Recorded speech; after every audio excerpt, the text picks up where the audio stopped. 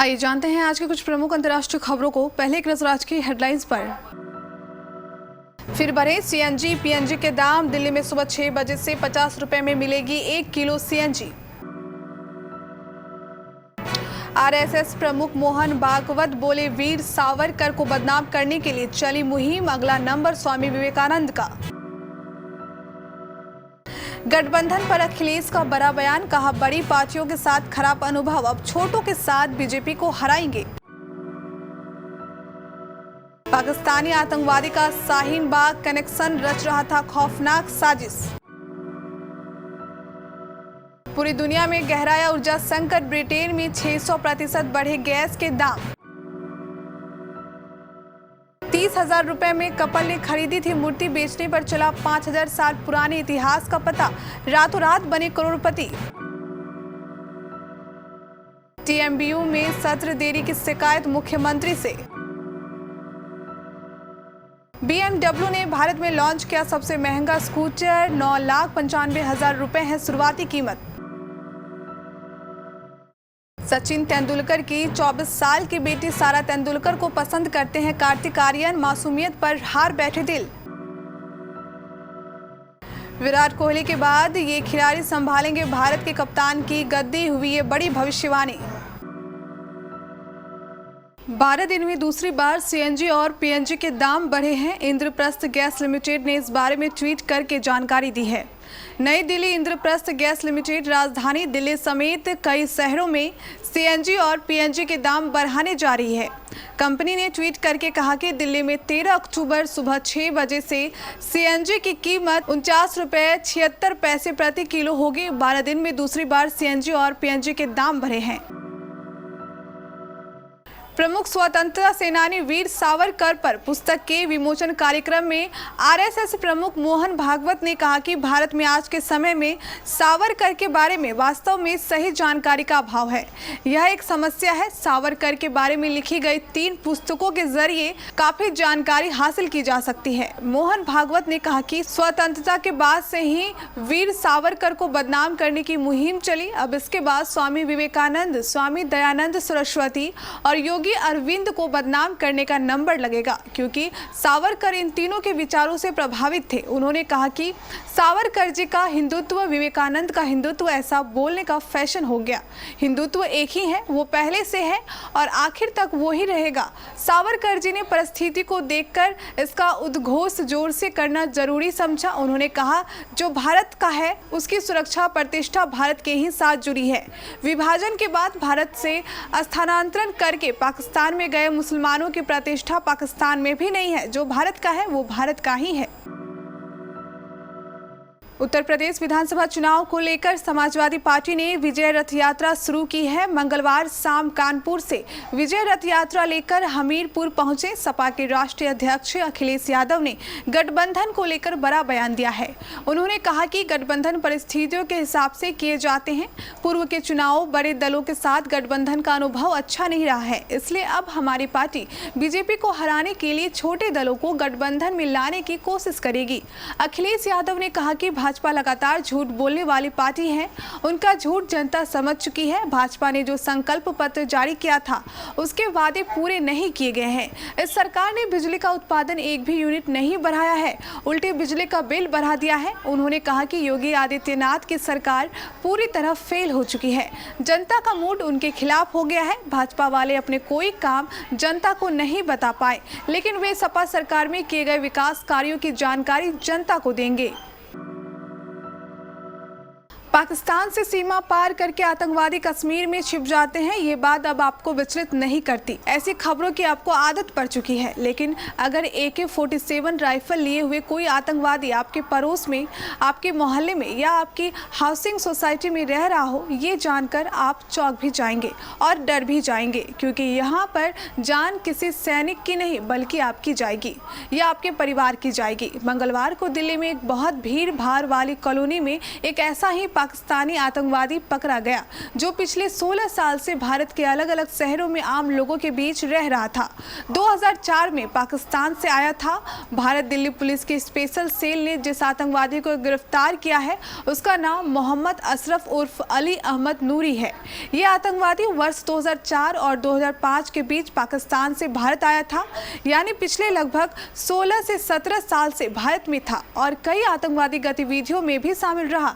Delhi police के मुताबिक इसकी ट्रेनिंग पाकिस्तान की खुफिया एजेंसी ISI के साथ हुई थी और फिर इसे बांग्लादेश के रास्ते पहले पश्चिम बंगाल के सिलीगुड़ी में दाखिल कराया गया और वहां से ये राजस्थान के अजमेर पहुंचा। वैश्विक स्तर पर ऊर्जा संकट का असर ईंधन कीमतों में भारी इजाफे के रूप में दिख रहा है। एशिया, यूरोप और अमेरिका में कोयले, प्राकृतिक गैस और कच्चे तेल की कीमतें अपनी रिकॉर्ड स्तर पर है। इससे दुनिया भर के लोगों को महंगाई का सामना करना पड़ रहा है तो कई मिल फैक्ट्रियों पर बंद होने का खतरा मंडराने लगा है। विश्व में गैस की औसत कीमत जनवरी से लेकर अब तक 250% बढ़ी है, लेकिन गैस के दाम में सबसे ज्यादा इजाफा यूरोपीय देशों में हुआ है। यूरोप में जनवरी के मुकाबले अक्टूबर में गैस की कीमतें 6 गुना हो गई। यूरोप अपनी गैस जरूरत का 35% आयात रूस से करता है, इसलिए रूस में गैस के महंगा होने से यूरोप में भी दाम बढ़ गए हैं। यूरोपियन यूनियन के देशों में पिछले कुछ हफ्तों में बिजली दरों में भारी इजाफा देखा जा रहा है। स्पेन में तो दरें 3 गुना तक बढ़ गई है। लोगों को अक्सर पुरानी चीजें बहुत पसंद होती हैं। कई लोग तो पुरानी चीजों का संग्रह जुटाने में लगे रहते हैं।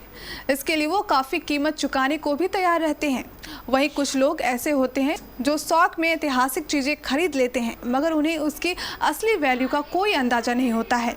हाल ही में ऐसा ही कुछ इंग्लैंड के एक बुजुर्ग कपल के साथ भी हुआ, जिन्होंने तय किया कि वो अपने घर की 2 पुरानी पड़ी मूर्तियों को बेचेंगे। इंग्लैंड के इस फॉक में रहने वाला एक बुजुर्ग कपल हाल ही में अपना घर चेंज कर रहा था। पुराना घर खाली करने के दौरान उनकी नज़र गार्डन में रखी स्फिनिक्स की 2 पुरानी मूर्तियों पर गई। आपको बता दें कि स्फिनिक्स इजिप्ट में स्थित विशाल इमारतें हैं जिनका सर इंसान का होता है और शरीर शेर का।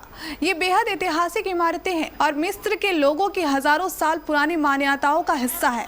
इस इमारत के छोटे प्रारूप कपल ने कभी 30,000 रुपए में खरीदे थे, जिसे उन्होंने 100 पीस की तरह अपने गार्डन में रखा था।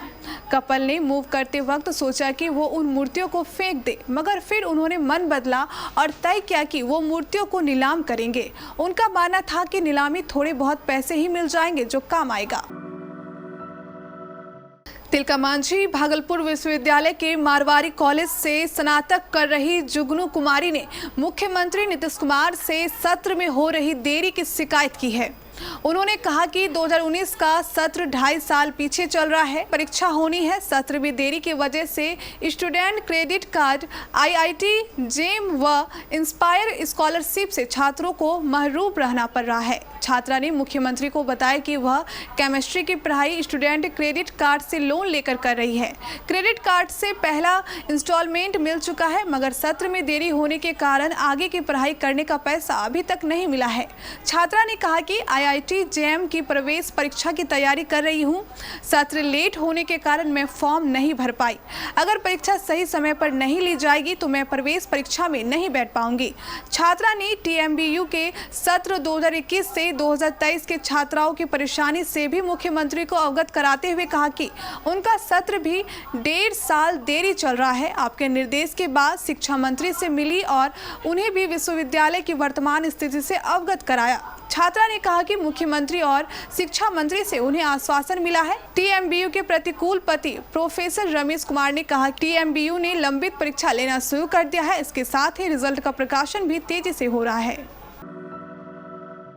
BMW मोटरराड ने भारत में आज अपनी मैक्सी स्कूटर C400 GT को लॉन्च कर दिया है। बेहद ही आकर्षण स्टाइल और शानदार फीचर से लेस इस स्कूटर की शुरुआती कीमत 9,95,000 तय की गई है। फिलहाल इस कीमत पर नया C400 GT भारत का सबसे महंगा स्कूटर है, जिसका कोई अन्य प्रतिद्वंदी वाहन बाजार में मौजूद नहीं है। BMW का नया C400 GT premium mid size scooter भारतीय बाजार में पूरी तरह से बिल्ट अप यूनिट के रूप में उपलब्ध होगा, जिसे 2 पेंट फिनिश अल्पाइन व्हाइट और स्लाइट ट्रिपल ब्लैक में लॉन्च किया गया है।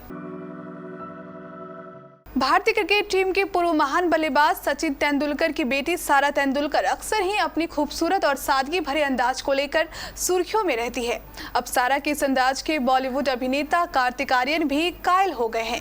सारा मशहूर स्टार डॉटर हैं और उनका काफी अच्छी फैन फॉलोइंग है। सारा तेंदुलकर की तस्वीरें इंटरनेट पर जंगल की आग की तरह वायरल हो रही है। सारा ने हाल ही में इंस्टाग्राम पर एक ग्लैमरस तस्वीर शेयर की है। तस्वीर में वह बालकनी में खड़ी नजर आ रही है और खूबसूरत मुस्कान बिखेर रही है।